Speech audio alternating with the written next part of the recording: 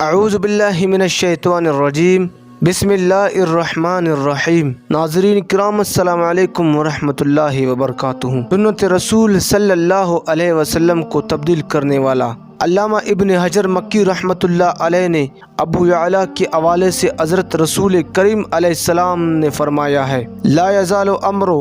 امتی قائما بالقسط، میری امت کا امر ہمیشہ ہی انصاف پر قائم رہے گا، حتی یکون اول یسلمہ رجل من بنی امیہ، یہاں تک کہ سب سے پہلے بنو امیہ کا ایک شخص اسے توڑے گا، یزید ہوگا۔ حضرت ابو درداء رضی اللہ تعالی عنہ سے روایت ہے، فرماتے ہیں کہ میں نے رسول کریم صلی اللہ علیہ وسلم کو فرماتے ہوئے سنا ہے، یقول اول من یبدل سنتی رجل من بنی امیہ یقال له یزید، کہ سب سے پہلے جو شخص میری سنت کو تبدیل کرے گا وہ بنی امیہ میں سے یزید کہا جائے گا۔ امام جلال الدین سیوطی رحمۃ اللہ علیہ نے واقدی کے حوالے سے حضرت عبداللہ بن حنظلہ غسیل ملائکہ رضی اللہ تعالی عنہ کی زبانی لکھا ہے کہ حضرت عبداللہ بن حنظلہ فرماتے ہیں، اللہ کی قسم ہم نے یزید کی بیعت کو اس وقت توڑ دیا اور اس کی اطاعت سے نکل گئے جب ہمیں اپنے اوپر آسمان سے پتھر برسائے جانے کا خطرہ پیدا ہوا کہ وہ شخص یعنی یزید اپنی سوتیلی ماؤں، بیٹیوں اور بہنوں کے ساتھ ہم بستری کرتا اور شراب پیتا تھا اور تارک نماز تھا۔ علامہ کمال الدین محمد موسیٰ عری رحمۃ اللہ علیہ اپنی کتاب حیات الحیوان اور یزید میں شراب پینے اور کتوں کے ساتھ کھیلنے اور دین رسول کے ساتھ مزاح کرنے کی قبیح عیب پائے جاتے ہیں۔ علامہ ابن کثیر لکھتے ہیں، ان یزید کان قد اشتہر بالمعارف وشرب الخمر والغناء والصید، کہ یزید اپنے زمانے میں مشہور تھا گانے بجانے، شراب پینے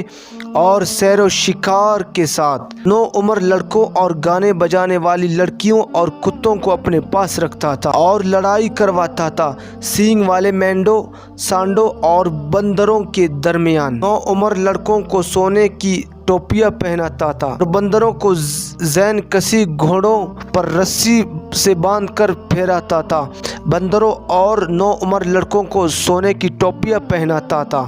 اور گھوڑوں کے درمیان کا مقابلہ کراتا تھا، اور جب کوئی بندر مر جاتا تھا تو اس کا وہ سوگ مناتا تھا۔ قتل حسین رضی اللہ تعالیٰ عنہ پر خوش ہوا۔ ابن کثیر لکھتے ہیں کہ یونس بن حبیب جرمی نے کہا ہے کہ جب ابن زیاد نے امام حسین اور آپ کے ساتھیوں کو قتل کیا اور پھر ان کے سروں کو یزید کے دربار میں پیش کیا تو یزید امام کے قتل سے بہت خوش ہوا۔ اس کام سے یعنی قتل حسین سے یزید کے نزدیک عبید اللہ ابن زیاد کا مقام و مرتبہ بلند ہو گیا، یعنی یزید کے نزدیک ابن زیاد قتل حسین رضی اللہ تعالی عنہ کے بعد عزیز ہو گیا اور انعام و اکرام کا مستحق ٹھہرا۔ یزید نے کس حسین کے قتل کی خوشی منائی؟ یہ وہی حسین ہے جسے اللہ کے آخری رسول صلی اللہ علیہ وسلم نے اپنا بیٹا فرمایا اور فرمایا کہ حسین مجھ سے ہے اور میں حسین سے ہوں، جسے جنت کے جوانوں کا سردار فرمایا۔ یہ وہی حسین ہے جس کی گردن کو مصطفیٰ کریم نے کئی مرتبہ چوما اور اپنے کاندھوں پر کئی بار سوار کیا۔ حسین جس کے رونے سے حضور صلی اللہ علیہ وسلم کو تکلیف ہو اور اس کا دشمن حضور علیہ السلام کا دشمن ہے۔ 61 ہجری کی یہ وہ خطرناک دور تھا جس کی اطلاع قبل از وقت نبی کریم صلی اللہ علیہ وسلم نے اپنی امت کو مرحمت فرمائی۔ چنانچہ اسی دور کے بارے میں ایک حدیث جسے علامہ ابن کثیر نقل کیا ہے، لکھتے ہیں کہ حضرت ابو سعید خدری رضی اللہ تعالی عنہ فرماتے ہیں، میں نے رسول اللہ صلی اللہ علیہ وسلم کو فرماتے سنا کہ 60 ہجری کے بعد ایسے حکمران ہوں گے جو نمازوں کو ضائع کریں گے اور شہوت کی پیروی کریں گے، اور پھر ان ختم ہو جانے کے بعد ایسے حکمران ہوں گے جو قرآن پڑھیں گے لیکن قرآن ان کے گلے سے نیچے نہیں اترے گا۔ حضرت سعید بن عبدالعزیز سے روایت ہے کہ جب جنگ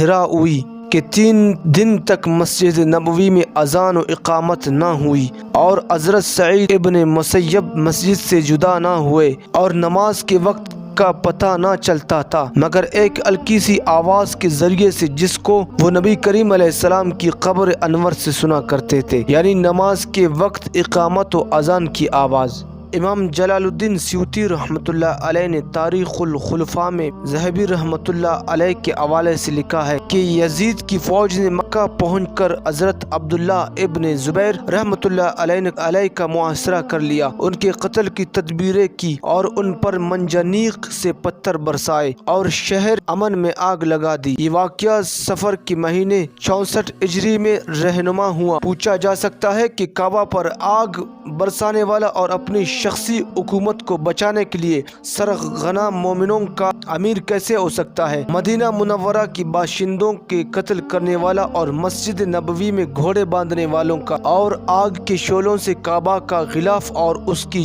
چھت جل گئے، اور حضرت اسماعیل علیہ السلام کے فدیہ میں جو مینڈا ذبح کیا گیا تھا اور جس کے 2 سینگ ابھی تک کعبہ کی چھت میں لگے ہوئے تھے، وہ بھی لا کر خاکستر کر دیے گئے۔ یزید کی حمایت کرنے والے خارجیوں، ناصبیوں اور